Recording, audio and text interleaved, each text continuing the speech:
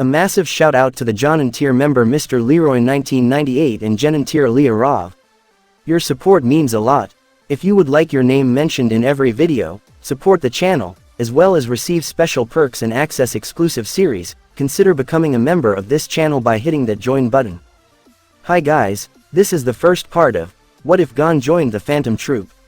Written by Written 10, brought to you by Ray What If. I hope you enjoy. Chains. He would either be a conjurer or manipulator. Does your master have chains hanging from his right hand? Phinks piped up. Or perhaps it's you. I don't know. My master is an enhancer and he only taught me the 4 main principles. I see. Well, nothing we can do, if you don't know. Nobunaga said. Time for the last question then. You have 2 choices. Consider carefully before you answer. Do you want to die now or later? Make your choice. You have 3 seconds to answer. Gon looked between the 2 women and almost took off, right before the pink-haired woman grabbed his shoulders and kept him down in place. It's useless. Don't try anything foolish. Yes, understood. We'll head over. Pakunoda said, on her phone. Boy, your friend surrendered. Gon blinked in disbelief. I'll ask you one more time. Do you know the chain user? My answer is the same. I don't. Gon said. I see. How about you? Pakunoda asked, throwing her arm over Killua's shoulder. Any guesses? Killua responded with silence. The car soon halted in front of a gate with many abandoned buildings behind it. The 6 people exited the car and headed towards the buildings. Welcome to our base. Pakunoda gestured. Ready, go. The grip on each other's hands tightened as droplets of blood dripped off of Gon's hand. He was an enhancer. Simple-minded and straightforward, he loved a good, all-out fight. But he was fussy about time. He would get into fights with me and Franklin when we were late. He'd beat the crap out of me in an unarmed brawl. I've known him since before the troupe was founded. I know him better than anyone. He would never, Yuvo would never lose in a fight. Tears starting welling up in Nobunaga's eyes. He must have been caught in some dirty trap. He said as the tears started flowing.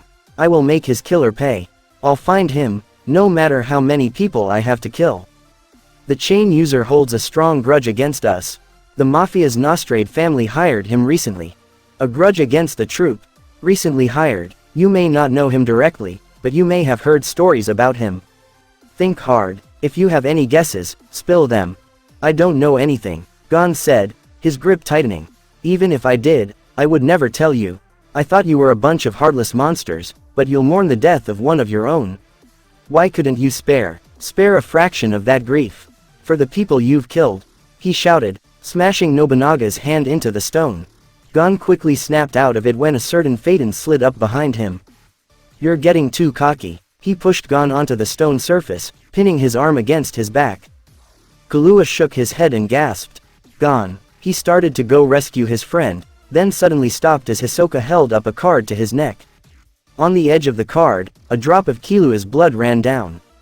Another step and I'll cut you up, Hisoka said. Answer the question, Phaeton said. Do you know who the chain user is? I already said I have nothing to tell you. Gon protested. Phaeton smirked under his collar. Phaeton, Nobunaga said. Stop. Stop what? Stop what you're about to do. You know what I'm about to do. You're going to break his arm, right? I'd start with a finger. Peel off a nail. Doesn't matter where you'd start. Just stop. Why are you giving me orders? Phaeton squinted. I have no reason to listen to you. Nobunaga put a foot on the stone, obviously annoyed. The tension in the air lingered, and no one made a sound. Hey, quit it, Nobunaga. Franklin said. Have you forgotten the rules? Maki asked. Troupe members aren't allowed to start serious fights. Shizuku piped up from the background. I know. If there's a dispute, we flip a coin. Nobunaga said, pulling a gold cold with a spider from his pocket. He quickly flipped the coin up and caught it, pressing it down on his sleeve. Tails. Phaeton said. Heads. Nobunaga responded. He uncovered his hand to reveal the spider facing up. It's heads. Let him go. Phaeton did as told, causing Gon to immediately jump back. So, what do we do with them? They haven't told us anything about the chain user yet. Shizuku asked. If they don't know anything we can let them go. Franklin said. Well, Pakunoda. I checked on the trip here. They really don't know anything. You're sure? Yes. They have no memories of the chain user. Seems your instinct was off this time. Nobunaga said. That's odd, Maki said. Well, if Pakunoda says so, it must be true. Nobunga changed his glance to Gon, who was standing with an angered look on his face. Hisoka soon turned from Killua and walked away, causing Killua to walk to Gon. Hey, Gon, did they do anything to you on the way over here? He whispered. No, they just asked me a few questions. Thought so. Killua covered his they learned what they wanted without our realizing. What was it, and how? Sounds like they really trust Pakunoda's judgment. She must possess a skill more convincing than mere instinct. They have no memories of the chain user. Memories. How about you? Any guesses? The power to scan someone's memory. By touching them, that would explain everything, and we're in trouble. When she scanned us before, I had no idea who the chain user was. But now, I have an image in my head. If she checks again, if they have nothing to do with the chain user, we can let them go. Franklin asked. Yeah, there's no point in keeping them here. Shalnark said. No, we can't be sure they're completely unrelated. Phinks said, stepping out of the shadows. It's possible they're being used. If the chain user typically conceals his chains, they wouldn't realize he was the chain user. We shouldn't release them until they tell us who they're working for. Assuming they're working for someone else, it wouldn't be the chain user. Because he operates alone, Shalnark said. Then you agree with Nobunaga. Maki replied, rather than use a couple of kids, we can find the information we need through the Nostrade family. Since we know the chain user's a member. That's true, our target is the chain user. We should ignore everyone else. There you go, you kids are lucky, Phaeton said, looking at Gon and Killua. Gon responded by sticking his tongue out. No, not yet, said Nobunaga, sitting away from the crowd. I won't let him leave. Kid, join the spiders, team up with me. No way, Gon said, plainly, I'd rather die than join you guys. Nobunaga chuckled, he really hates us. You're an enhancer, right? What if I am? I knew it, he said, bursting into laughter, throwing his head back. The rest of the troupe watched in confusion. Yo, we're keeping them here until the boss gets back. I'm going to recommend we recruit them. Are you serious? Phinks said. The boss will never agree to that. Phaeton added. Well, it's your call. Maki said, but you have to watch them. You can't blame us if they escape. Not to worry, Nobunaga said, getting up. I'll make sure they won't be going anywhere. Gon flinched at the sentence, and almost in an instant, Nobunaga appeared in front of Killua. The white-haired boy took a hard punch to his throat, causing him to snap his head back, and his body flew to the nearest wall from the force. Gon heard him gag when Nobu's fist made contact. His body froze, he couldn't even react when he saw Nobunaga's glare shift towards him. The next thing he felt was Nobu's fist smashing into the side of his head, knocking him out instantly. He didn't even feel his body hit the ground. Gon's eyes quickly flashed open, to the sound of a raspy voice across the room and blue eyes staring into his brown ones. Killua, what happened? Gon shrieked. He felt the pain throbbing in the side of his head. He soon realized he was chained up to a wall, his arms above his head, and his legs were firmly locked in place. Across from him, Killua sat on the floor, his arms also hung up above him, with his ankles chained to the ground. Killua's eyes were duller than usual. Gon, he choked. We've been taken prisoner. We've been taken prisoner. Gon cocked his head to the side, processing what's happening. He looked at Killua, who was stripped down to his underwear. He looked at himself, who was also stripped to his underwear. He looked back at Killua. No way, we have to get out. The boy bonded to wall took in a deep breath and tried to burst out of the chains, but to no avail. He groaned and used all of his strength, but the chains wouldn't bust. He panted in exhaust as his muscles gave out. It won't work. Killua choked out, his voice a little above a whisper. The chains are sealed in Nen, I can't break through. If I could, we would have been out of here. Gon squinted. Killua, what's wrong with your voice? His friend blinked at him, he tried to sigh, but choking in the process. I'm pretty sure that mustache guy broke my windpipe. The black-haired boy blinked, processing what his friend just said. We have to get out of here. I know that, but if we could, we would have already been back with Lirio and Zeppel. But I was too weak to get you out of here. Now who knows what will happen to us. Killua looked up at Gon with bleary eyes. Gon. Promise me, no matter what, that you won't join the Phantom Troupe, ever. He said as loud as he could with his raspy voice. Gon cocked his head to the side. I'd never join the Phantom Troupe, you know that. I could never become a killer like them. He laughed. Killua tried to sigh, getting choked up again. Ah Gon, what can I do without you? Gon sighed as he looked around the room. Being locked up for hours on end did get boring after a while. Suddenly, the boy gasped with an idea to pass the time. Killua, let's play Shiratori. Killua blinked out of his daze once he heard his name and looked up at Gon. Okay, he mumbled, you go first. Okay, Gon hummed a little bit before saying, aka, red. Killua followed with, Kai. Round, IU, say. Killua paused, Ura, back, Aki, Autumn, Suki. Like. Killua, what? I said Killua, now it's your turn. Okay, ow. Blue, Ojiro. Agree, Roku. 6. Kawake. Division, Ketsu. Lack, Suka. Use. Gon, I'm bored. Killua groaned. Ah, but we barely did any. Yeah, but I'm bored. Gon sighed and went back into silence. The two waited for something to happen for another half hour. Soon, the door next to Killua swung open with a creak. The boys both flinched as a familiar spider entered the room. Nobunaga. Gon immediately shot a glare at him, his eyes darkening. The glare caused Nobu to let out a light chuckle. You really hate me, don't you, kid? He said, running his hand through his own hair. Anyway, are you ready to join the troupe? No, I never will. Nobunaga sighed. What's your name, kid? Gon raised an eyebrow. Gon Freezy SS, he said. Ah, well, Gon. I guess I'm going to have to make you join the hard way. Before Gon could even widen his eyes, he felt a splitting pain in his cheek as his head snapped to the side, crashing into the wall. His vision quickly faded out, but he blinked trying to regain his consciousness before he lost it. His vision was extremely blurring, his head was spinning.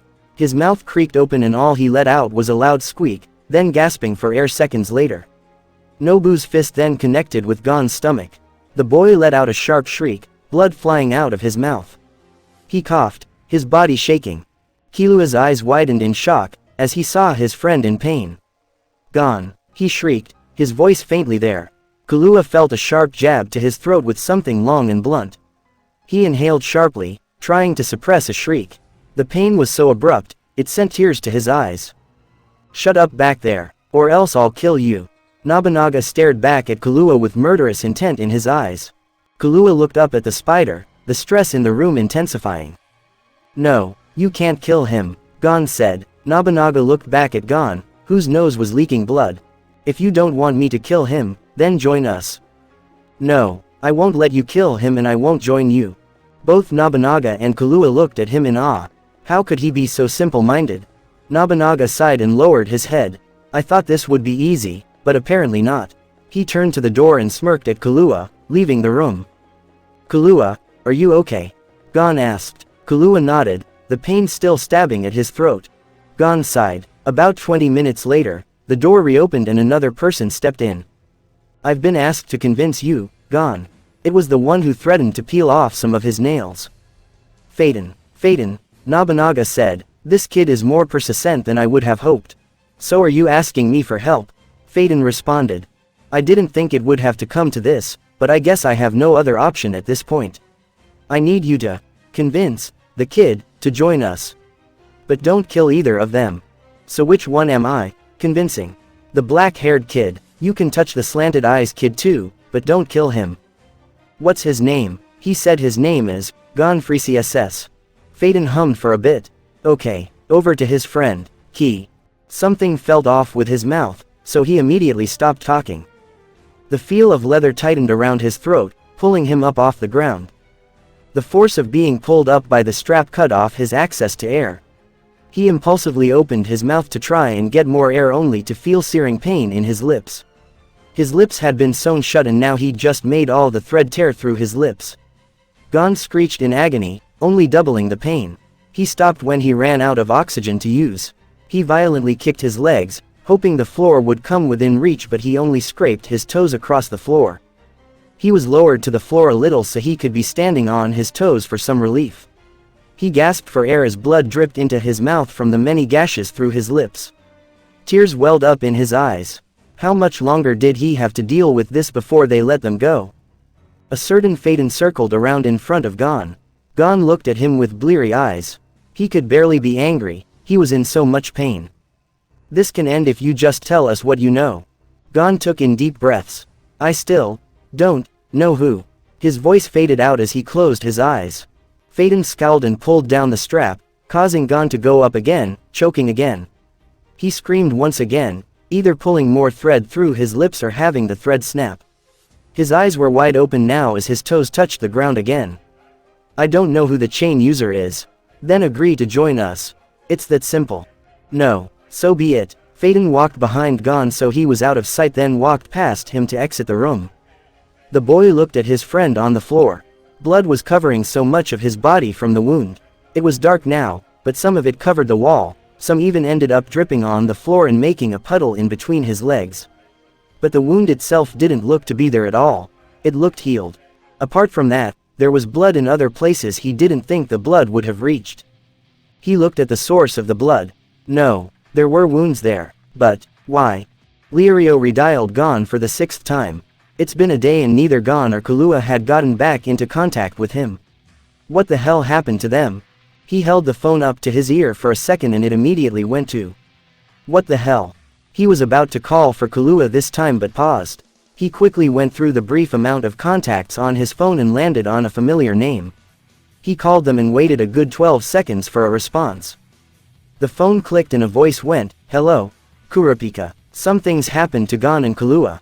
Krollo gently grabbed Gon's cheeks and leaned in close to his face. Krollo's dark, beautiful eyes stared into Gon's bright but pained ones. The head of the spiders gave off a mellow smile and let go. He turned and walked back to the door, everyone but Killua staring at him, hoping for a response. Krollo stopped and looked behind at Nobunaga. You've got a good eye, Nobunaga. He has potential. Nobu's eyebrows raised in surprise. But, if you can't convince this boy to join within a week, you are to kill both children. That statement earned a gasp from both Nobunaga and Gon, while earning a small, ooh, from Phaeton. And with that, Krollo left the room, closing the door behind him. The spiders and Gon stared at the shut door before turning their attention to the boy who screeched, "No. You can't kill us." He was soon cut off with a choked cry as he was raised off of the ground again. He kicked his legs violently, hoping the floor would come within reach. "I didn't give you permission to talk," Phaeton snapped. Nobunaga sighed and turned to Phaeton. "I guess I'll leave this to you." Phaeton squinted, probably scowling under his collar. Maki stood up from where she kneeled and left the room, Nobu following her out. Phaeton dropped Gon to the ground, also exiting the room. "I'll be back," he said. Gon hacked up his lungs, splattering blood on the floor. Blood ran down his body from all his wounds. He couldn't take this anymore. He was starting to feel numb in his emotions. How long has it been at this point?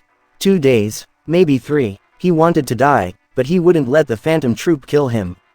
Gon looked up at Killua, who was still unconscious. He just wanted them to be out of here.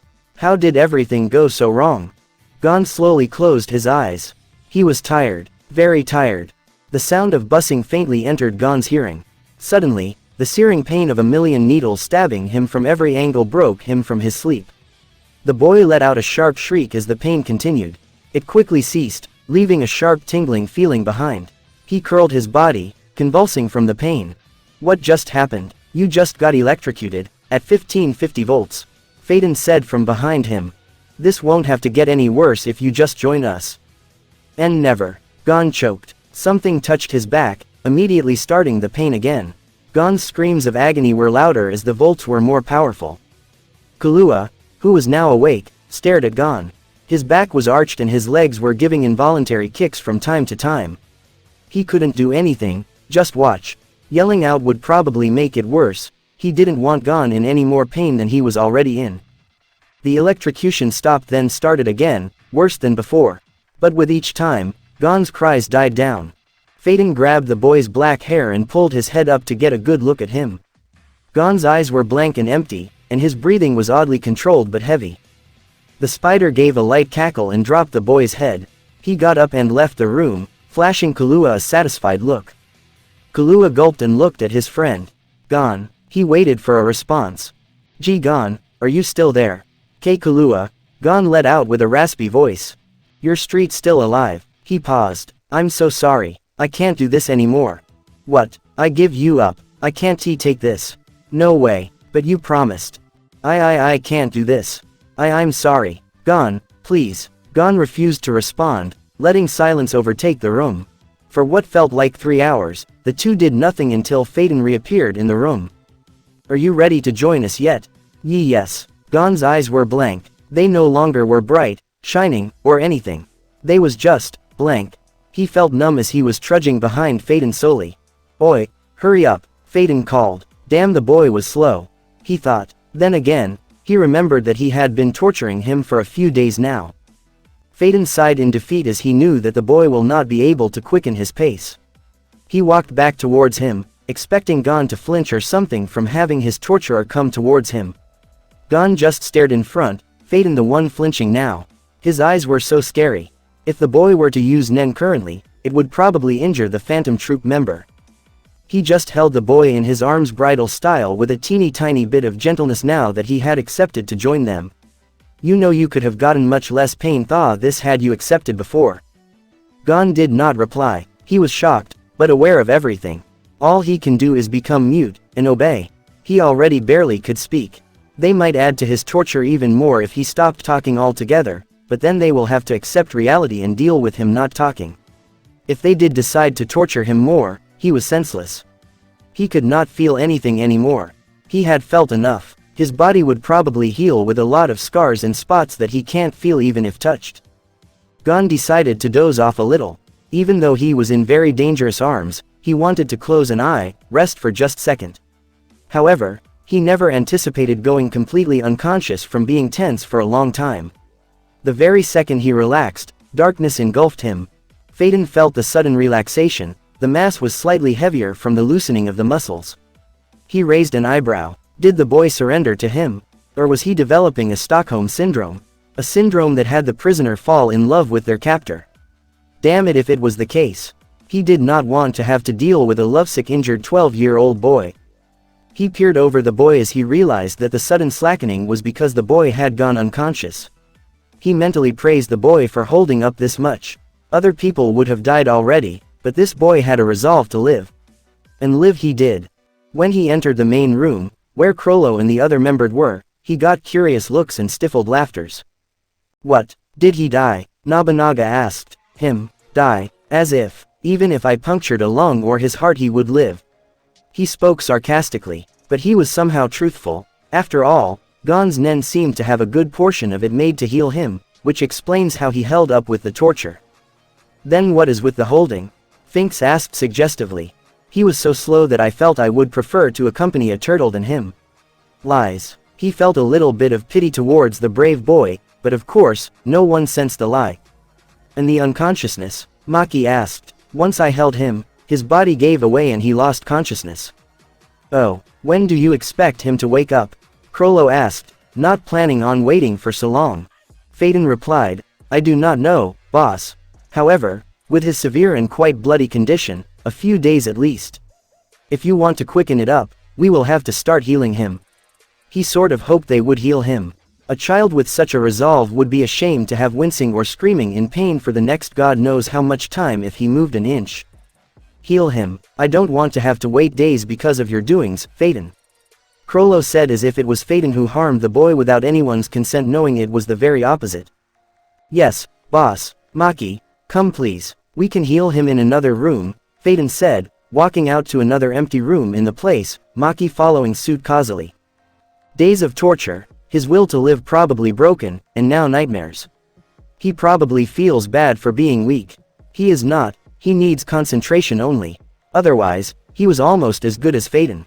Phaeton tried keeping the boy still, but damn it proved hard. In the end he got a kick in the stomach and a rough elbow in the shoulder. Those were going to be sore for sure. As his fever was fading, Gon whimpered, a tear rolling down his cheek. Maki wiped it away, pet the boy's head in an attempt to calm him down. And she wished she never did. Gon directly grabbed her arm, nuzzling his head in the inner elbow softly. Maki groaned, why did I have to be the soft girl of the troupe? She thought frustrated. Even asleep, Gon had a deadly grip on her arm. Phinks. Maji shouted. Yes. Phinks peered his head from the door. Can you free my arms please? He got hold of it and never let go. He has some iron grip in there. She said half sarcastically half acknowledging. Hi, yes. The following day, Gon's eyes fluttered open as he regained consciousness, slowly adapting to the light.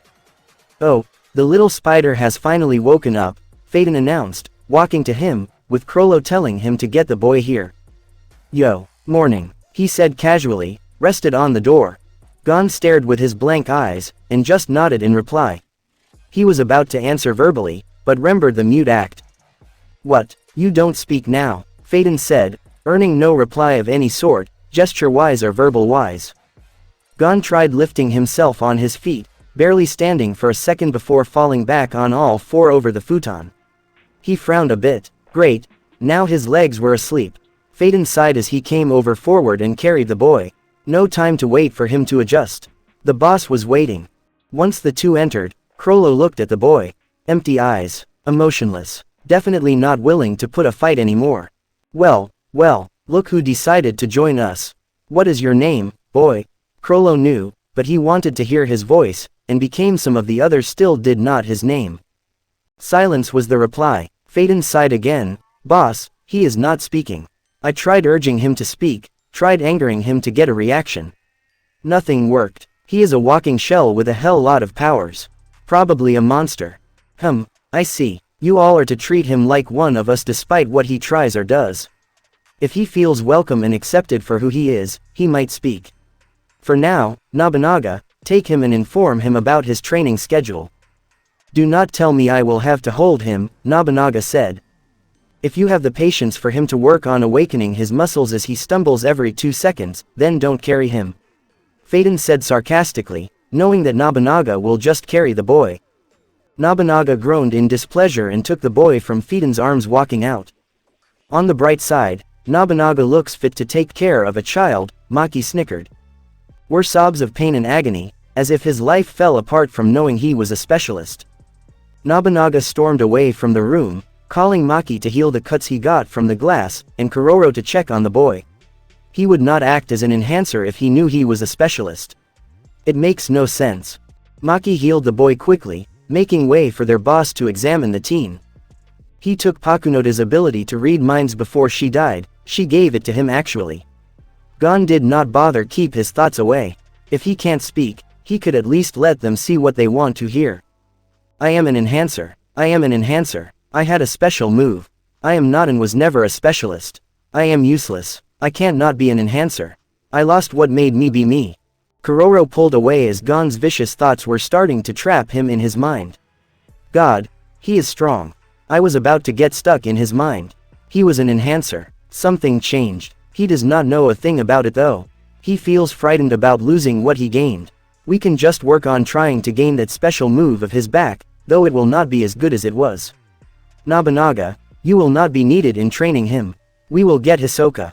Nobunaga directly fled the room, not wanting to spend any more time with a mute boy with creepy eyes. When Kuroro turned back to face the boy, he was already unconscious. He sighed. Mendoku-senka, kimi wa, it means, what a trouble you are, in Japanese. Yes, I'm learning Japanese, but no one cares lol. Kuroro held the boy gently, taking him back to a room Thadivi was declared his. A bed, small closet, a desk and chair. That is it, hopefully. He is not picky. Gon was lowered in the bed, but he moaned in perturbation. Then it hit Kuroro, this boy was not one who will give them peace at night. Damn it, this is probably the start of a nightmare, like the one after he lost consciousness in Phaeton's arms. If he was going to have nightmares every night and scream, the Gene Ryoten will be one hell of tired group. Kuroro gathered all his members, minus Gon who was asleep, and started seriously, if you want to sleep peacefully after this boy has come, treat him well. As in, treat him with love. He has been traumatized from all what you have done, which probably made him stop talking. He seems to feel haunted from his friends in his mind. Like they are blaming him for joining us. You have to make him feel welcomed, to not regret leaving his friends. I understand that it might be hard on some of you to act loving, but try to do so as much as you can. When he adapts, we will start treating him more normally gradually. Understood. Boss, why do you care so much about him? If you value your sleep, do as I said. I already said it, He is having nightmares whenever he slips into any kind of sleep, nen-induced, poison-induced or whatever else. If you forgot, he can scream so loudly even when asleep. If it keeps up, he may lose his voice for good, he may fight against us, then run away. If he was not able to, he will commit suicide. It is not easy on him to be tortured for days under Phaeton of all people then be expected to join the group that inflicted harm on him. Kuroro said, turning his back and going to check on the boy. True, maybe he cared for the boy a little.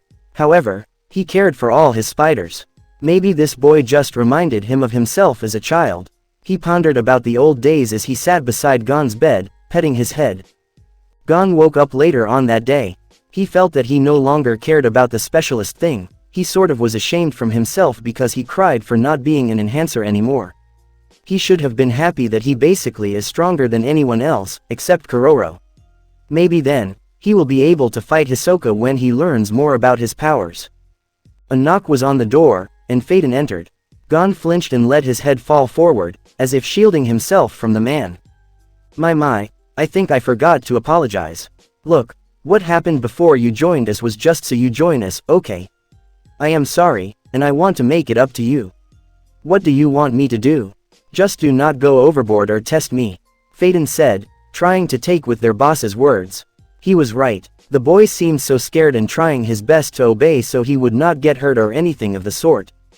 Then he remembered. The boy was not speaking.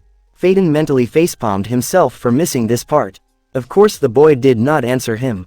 He materialized a paper and pen and gave them to Gon to write what he wants. I want to see Killua. After that, please let him go and do not touch him unless he does. He wrote. Wow, even though this Killua told him to not cave in despite all the injuries we did to him, he still wants to see him, and keep him unharmed. He forgave him already. No, there was probably nothing to forgive to begin with in his mind. He is too innocent and does not hold many grudges. Phaeton thought. Alright, I bought you food by the way. After you finished eating, we will get the boy to you. Gon smiled at that. Even though it looked considerably creepy with his empty eyes, it still was a genuine smile. Half an hour later, Killua was taken into Gon's room. Of course he did not know that at first, but he realized it when he saw Gon. Gon, are you alright? Did they hurt you after you were taken? Killua asked frantically. Idiot, do you not see that he is completely healed? What kind of hurt makes him look as if he never came here? Maki said sarcastically. She was surprised when she knew that Gon still wanted to see the white-haired boy. By the way, he does not speak. He has nen papers, meaning that the ink will fade from them once read. That means you guys will not need a full notebook or anything. She said, leaving the two alone. Killua was tied with her threads, so she was standing outside the door. Gon, are you okay? Why are you not speaking? Killua asked, almost breaking. Gon wrote they are treating me well, but I want to keep my interactions to a minimal. I muted myself. They are treating me fine, don't worry. I have a bedroom for me in here. This is my room. Oh, okay. Anything else? Did they hurt you at all? The words faded, then Gon wrote again no, nothing at all. Gon left out the fact that he became a specialist. Gon, why did you break your promise? Why join them? Gon's eyes widened. Killua did not understand how much it hurt. He preferred this than them killing him after a full week of non-stop and tormenting torture. He expresses the thoughts that stayed on his mind, trying to convey his point of view. Killua started understanding, but he felt like he could not forgive Gon for it. I will take you from here, Gon. I really will, Killua said, leaving the room. Thanks for watching. If you enjoyed this video and want to see more, be sure to hit that like button and let me know in the comments.